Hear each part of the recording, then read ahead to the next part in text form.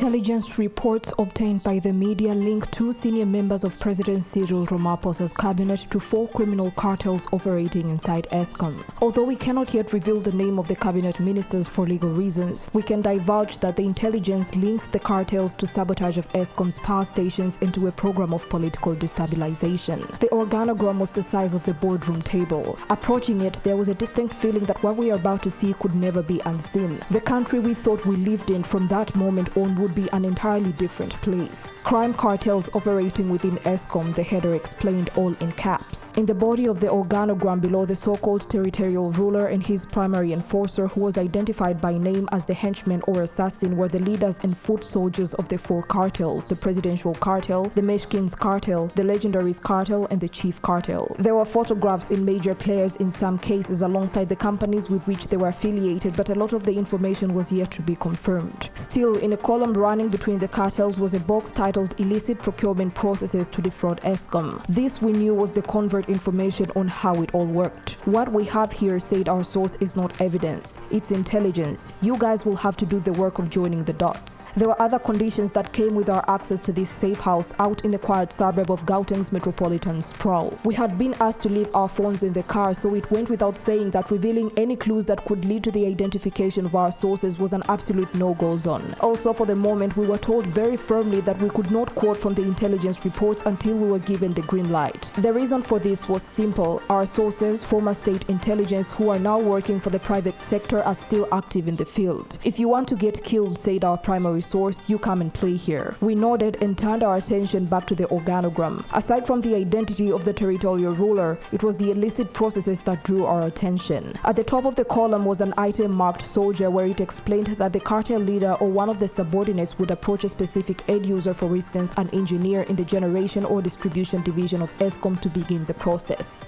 The end user, Eskom insider, is in cahoots, the text noted, and receives a substantial amount of cash, including extra funds, to bribe the other employees in the supply chain to ensure their cooperation. Next, the text went deeper into how the end user operated and what he intended to accomplish, beginning the payment of an upfront bribe to the store manager of the power station. The store manager then verifies how much of a specific type of equipment is available on inventory to be covered in a purchase order. Should the equipment to the value of the intended purchase order be available in stock, the existing equipment in stock would be hidden or displaced somewhere in the power station to justify the procurement or purchase request for additional equipment. Also, for the cartels to create a supplementary business to supply essential components or renew or continue maintenance contracts works, the cartel will plot the destruction of infrastructure with insiders so that the breakdown can justify repairs or the supply of components via the cartel vendors. The text then went into information that is already in the public domain, such as malicious damage to conveyor belt and the sabotage of the railway line feeding the Majuba power station, the last example it was noted, so that to ensure the survival of the coal transport tracking companies supplying coal to Eskom.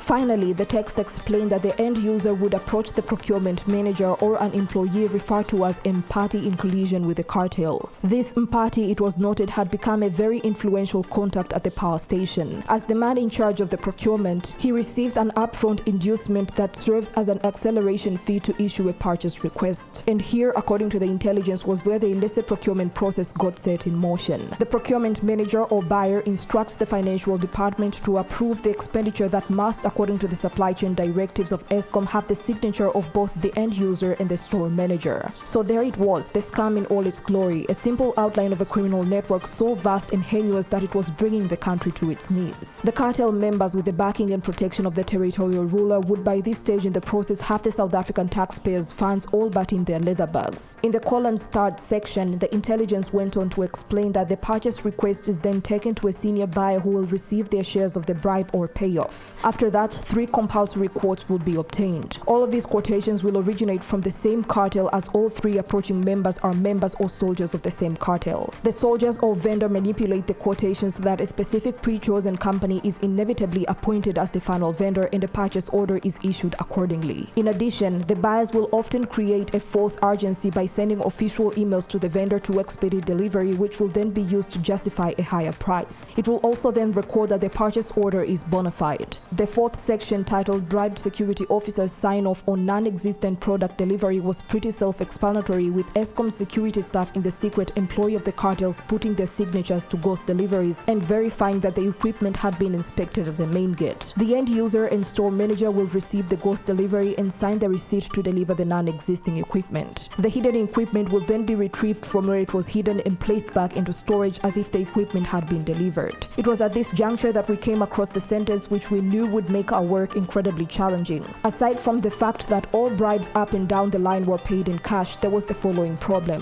All the procurement documentations from the purchase request to the delivery note will be procedurally correspond with the equipment on inventory, making it difficult for forensic audits to identify fraud and malpractice. The territorial ruler. The date was early December 2022, just days before the ANC's elective conference at Nasrec. We knew from the series of previous conversations with our sources that the intelligence gathered in the field suggested a direct link between the sabotage, the cartels, and an orchestrated program of political destabilization. Not a day had passed in November without power cuts across the country, and now in December we were headed for an extended bout of stage 6 load shedding.